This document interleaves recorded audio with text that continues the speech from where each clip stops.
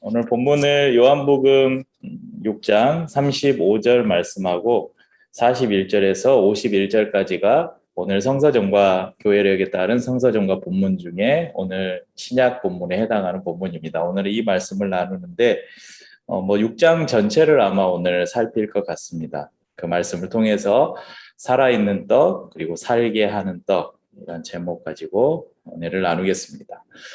요한복음 6장은 예수님의 공생애 가운데 아주 중요한 의미를 지닌 사건과 교훈을 담고 있습니다. 1절에서 15절에는 저희가 너무 잘 아는 그리고 아주 중요한 보리떡 5개와 물고기 2마리로 5천 명을 먹이고 12광주리를 남긴 어릴 때부터 많이 들어왔던 그 오병이어 사건이 기록되어 있습니다. 그리고 16절에서 21절에서는 바다 위를 걸어오시는 예수님을, 그리고 오늘 저희가 읽은 본문에서는 예수님께서 하늘에서 내려온 살아있는 떡이다, 이런 말씀이 기록되어 있습니다. 요한복음 6장 전체를 관통하고 있는 질문 하나를, 근본적인 질문 하나를 우리가 꼽아보자면요. 그것은 예수님은 누구신가? 예수님은 과연 누구인가? 이런 질문을 꼽을 수 있습니다. 그리고 이에 대해서 답을 오늘 본문에서 주고 있는데 예수 그리스도는 살아있는 생명의 떡이다. 이런 답을 우리에게 주고 있습니다. 1절에서 15절까지 우리 오병이어 사건은 우리 성도님 너무 잘 아실 것입니다. 예수님께서 가는 곳마다 많은 병자들을 고치시고 또 여러 기적들을 보이셨죠. 그러니까 여러분 어떻겠어요? 오랫동안 병에 걸려있던 사람들, 고칠 수 없었던, 그때가 지금처럼 의학이 발달한 시대, 병원이 많이 있던 시대도 아니었잖아요. 그냥 병에 걸리면 죽을 날을 기다리고 있던 수많은 사람들이 예수님께 가면 모든 병이든 어떤 병이든 다 고칠 수 있다. 그런 소문이 돈다고 생각해 보세요. 얼마나 많은 사람들이 예수님께 모여들었겠습니까? 또 그분의 가르침을 듣기 위해서 예수님을 찾아서 수많은 사람들이 모여들고 그 수많은 사람들에게 하나님 나라의 말씀을 전하기 위해서 예수님은 넓은 들판을 택하셨습니다. 그 들판에 많은 사람들이 모여들고 예수님의 가르침을 받았는데 오늘 그 6장 본문을 보면 당시에는 성경에는 여자들과 그 어린 아이들의 숫자를 기록하지 않았어요. 그래서 5천 명이라고 돼 있는데, 그러니까 만약에 여자들과 어린 아이들의 숫자를 뺀 숫자가 5천 명이라면 대략 모인 사람들이 한 2만여 명. 그냥 문자적으로 오늘 성경에 나온 그 문자적으로 그대로 그냥 우리가 여긴다고 해도 5천 명. 여러분 그 말이 5천 명이지 우리가 어릴 때부터 오병이어 5천 명 먹이고 12광줄이 남겼다 그러니까 5천 명이 그냥 저기 학교에서 그 한 반 정도 되는 걸로 생각하는데 요즘에 윤서 중학교가 몇 명이나 돼? 200 몇십 명 되나? 200여 명. 아마 300명도 안 되고 제가 고등학교 시절에 제가 다녔던 고등학교에 그때는 학급들이 많았잖아요. 그때 저희 학생이 한 1,300명 됐던 걸로 기억해요. 여러분 1,300명이 운동장에 모여도 얼마나 많은지 몰라요. 운동장이 꽉 차는데 여러분 5,000명이라고 하면 어마어마한 숫자예요. 웬만한 프로 그 스포츠 경기에 그 실내 경기에 관중들이 꽉 차야 되는 수많은 군중들이 모였어요. 그런데 이 사람들이 이제 가르침을 예수님의 말씀을 듣다가 해가 저물고 저녁밥 먹을 시간이 됐어요. 그런데 사람들이 집에 갈 생각을 하지 않아요. 이 배고픈 사람들에게 먹을 것을 줘야 되는데 이 많은 사람들에게 먹일 음식을 살 돈도 없을 뿐더러 설사 돈이 있다고 해도 어디서 한꺼번에 여러분 지금 미리 예약도 안 하고 바로 오늘 저녁에 우리가 5천 명분 식사 어디 주문할 때 있어요. 지금 현대 사회 이 배달이 특화되고 식당이 이렇게 많은 이 사회 우리 사회에서도 바로 지금 당장 5천 명분을 주문할 식당이 있겠어요? 재료도 준비되지 않고 불가능할 거예요. 그런데 당시에는 어떻겠습니까? 제자인 빌립의 계산을 얼른 머리가 팍 돌아가서 계산을 해보니까 이 많은 사람들에게 떡을 사서 먹이려면 200 데나리온이 필요합니다. 이렇게 말해요. 200 데나리온은 한 데나리온이 일반적으로 한 사람의 노동자가 하루에 받는 품삯이거든요. 그러니까 일반 노동자들의 한 7, 8개월치 월급이 필요했어요. 그런데 여기서 예수님은 놀라운 기적을 일으키시죠.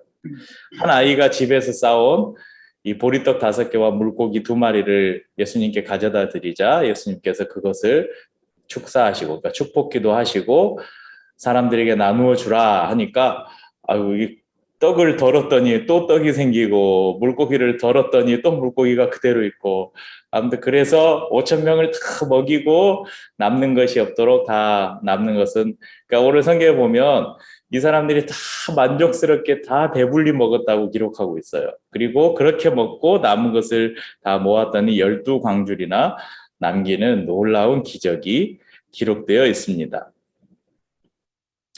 자, 요한복음 6장 22절에서 25절에 이어지는 예수님의 이 강화의 도입부는 이 들판에서 놀라운 이 오병이어의 기적을 경험한 사람들이 어떻게 가버나움까지 예수님을 찾아왔는지를 설명해 줍니다.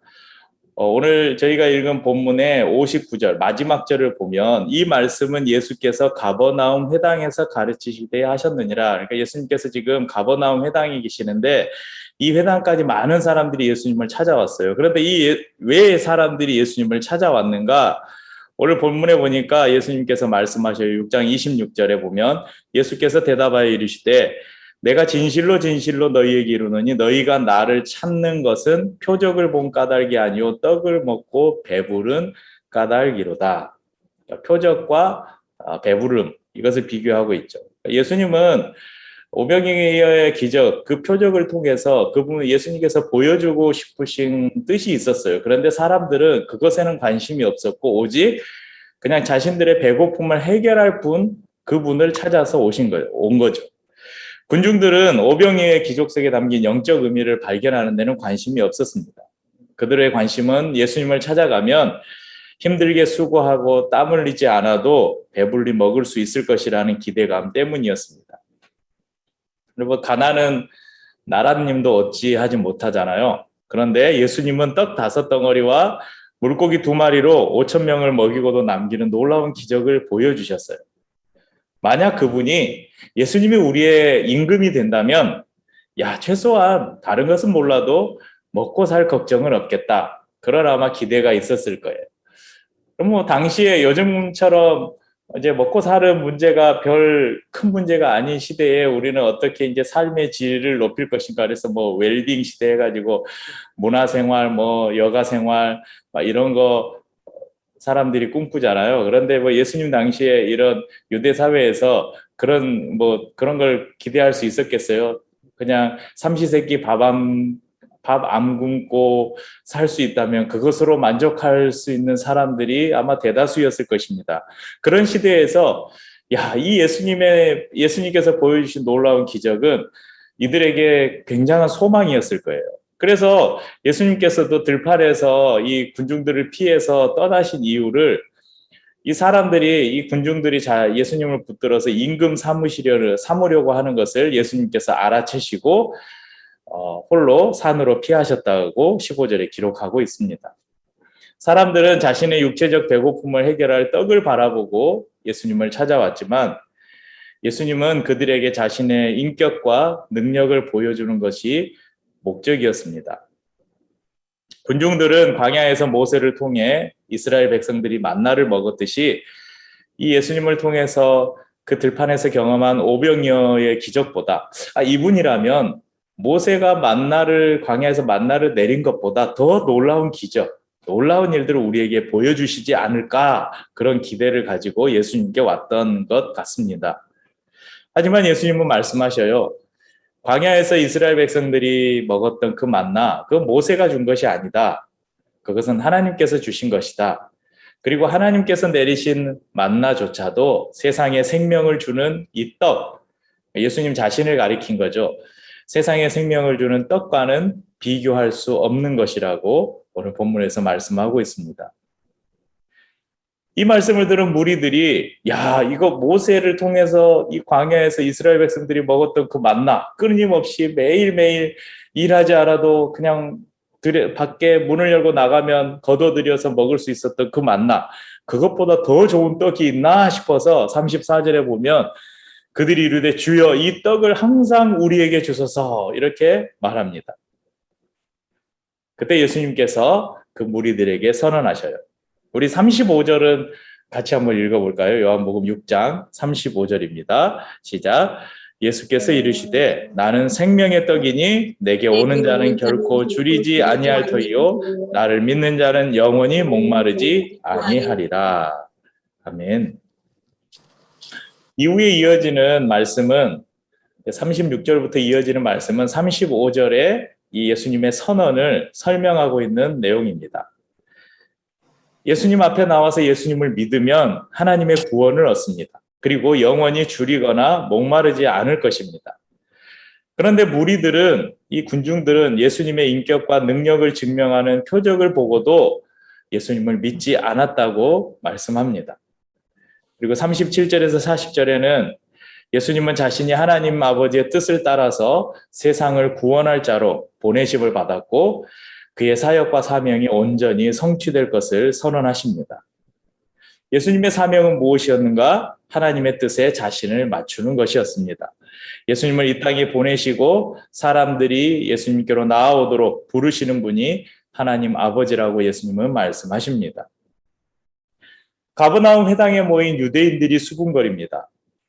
우리가 아는 저 예수라는 사람, 지금 우리 앞에서 말하고 있는 저 예수라는 사람은 분명 나사렛 출신이고 그는 요셉이라는 목수의 아들인데 그가 하늘에서 내려온 떡이라고 지금 말하고 있습니다. 아마 이들의 귀에는 예수님의 말씀이 신성모독으로 들렸을 것입니다. 이들은 예수님에 대해서 단지 육신적으로만 알고 있었을 뿐입니다. 이에 대해서 예수님께서는 44절에 이 44절부터의 말씀을 통해서 분명하게 자신이 생명의 떡이심을 반복해서 가르쳐주고 계십니다. 45절 말씀에 보면 선지자의 글에 그들이 다 하나님의 가르침을 받으리라 이렇게 기록되어 있다고 예수님 말씀하시는데요. 그러니까 선지자들은 예언했어요.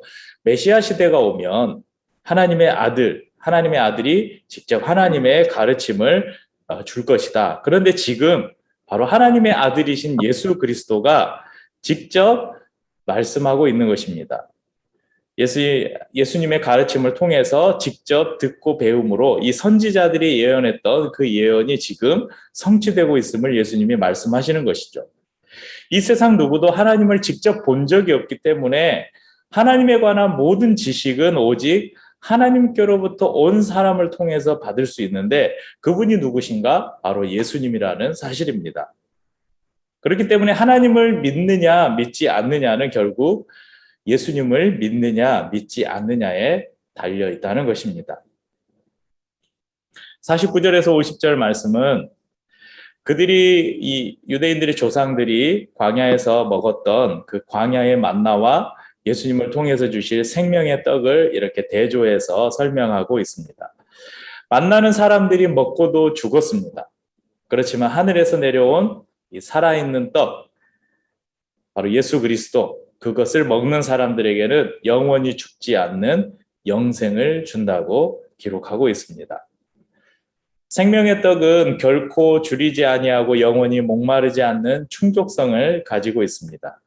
우리가 먹는 모든 떡, 제가 지금 계속해서 이 떡이라고 오늘 말씀의 제목도 살아있는 떡, 살게 하는 떡이라고 말하는데 오늘 영어 성경에는 브레드라고 그렇게 나와 있어요. 그러니까 빵이에요, 빵. 유대인들은 이렇게 빵을 먹었잖아요. 아마 이 성경이 우리말로 번역되는 과정에서 우리나라는 이 빵을 먹는 그런 문화가 아니잖아요. 오히려 밥이 아니라면 밥을 대신하는 양식은 주로 우리가 떡을 이야기하죠. 그래서 우리 한글 번역 성경에는 떡으로 이렇게 번역이 되어 있는데 빵이나 떡이나 그냥 우리가 먹는 주된 양식 그것으로 이해를 하면 될 것 같습니다. 그런데 우리가 먹는 모든 떡, 이 양식은 불만족스러운 감정을 남깁니다.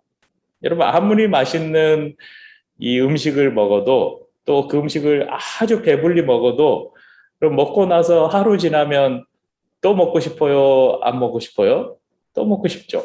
배 고파요? 안 고파요? 배 고프죠. 한 끼만 지나도 배고프죠. 제가 집에 있으면 카페에 있으면 제일 많이 듣는 말이 배고파, 배고파. 제가 하는 말이 아니고 제 주위에 있는 그 사람이 있는데 배고파, 뭐 먹을 거 없을까? 맨날 그래요. 여러분, 우리 안에는 먹어도 채워지지 않는 그런 이 불충족성을 가지고 있습니다. 내적인 욕망이 영원히 만족되지 않는 것이 바로 우리 사람들이 구하는 떡입니다. 하지만 예수님이 주시는 떡은 영원히 배고프지도 않고 또 다른 떡을 구할 필요가 없는 만족을 준다고 예수님이 말씀하십니다. 요한복음 2장을 이렇게 앞으로 가서 요한복음 4장에 보면 예수님께서 사마리아 수가성에서 우물가에서 한 여인을 만나서 나눈 대화가 기록되어 있죠. 거기에서도 보면 예수님께서 4장 13절 14절에 이렇게 말씀하셔요. 예수께서 대답하여 이르시되 이 물을 마시는 자마다 다시 목마르려니와 내가 주는 물을 마시는 자는 영원히 목마르지 아니하리니 내가 주는 물은 그 속에서 영생하도록 솟아나는 샘물이 되리라. 오늘 6장에서는 떡을 통해서 그리고 4장에서는 물을 통해서 그분이 마르지 않는 영원한 생명수인 것을 또 한 번 먹으면 영원히 배고프지 않는 생명의 떡임을 우리에게 가르쳐주고 있습니다. 마음의 공함을 채우기 위해서 온갖 물질적, 육체적 욕망을 가지고 살아가는 우리 현대인들에게 예수님은 동일하게 오늘도 우리에게 말씀하십니다. 나는 살아있는 떡이요 나는 참된 음료다. 나를 먹고 마시는 자는 영원히 줄이지도 목마르지도 않을 것이다. 여러분, 그러면 우리가 한 가지 의문이 생기잖아요. 예수님을 먹고 마신다는 것이 무엇인가? 물론 이 본문을 우리가 나눈 성찬에 그대로 적용할 수도 있어요. 그렇게 적용해도 큰 무리는 없지만 성찬을 설명하는 내용은 아닙니다. 물론 성찬은 우리가 매주 나누는 성찬은 오늘 예수님께서 말씀하신 내가 주는 살과 내가 주는 음료, 이것이 우리가 먹고 마시는 이 포도주와 떡을 가리키잖아요. 이것을 우리가 먹고 마심으로써 우리 안에 그 예수 그리스도를 인한 영생을 우리가 확신하게 하는 그런 상징적인 표로 주신 것이 우리가 매주 나누는 성찬입니다. 그렇지만 오늘 예수님께서 말씀하신 것은 성찬을 설명한 것이 아니라 그분을 먹고 마신다는 것은 곧 믿음을 말씀하신 것입니다. 예수님을 믿는다는 것, 곧 그분의 살을 먹고 그분의 피를 마신다는 것, 그것은 무엇인가? 여러분, 그분의 살과 예수님의 피는 무엇과 연관이 있을까요? 바로 십자가와 연관이 있죠. 십자가에서 그분이 찢기신 살, 그리고 못 박히신 그분의 살, 그리고 십자가에서 온전히 흘리신 그분의 피, 그것을 먹고 마신다. 예수님의 살과 피를 우리가 먹고 마신다는 것은 예수님께서 구원을 위해서 지셨던 그분의 십자가를 우리가 믿음으로 받아들인다는 것을 의미합니다. 그러므로 예수님이 오늘 말씀하신 이 말씀의 이 의미는 우리가 예수 그리스도의 십자가 사건 그 구원을 우리가 확신하고 믿으면 우리의 영은 영원히 목마르지 않는 그리고 줄이지 않는 양식과 음료를 얻게 될 것을 말씀하시는 것이죠. 이제 우리는 그분의 말씀에 대한 우리의 반응이 남아 있습니다.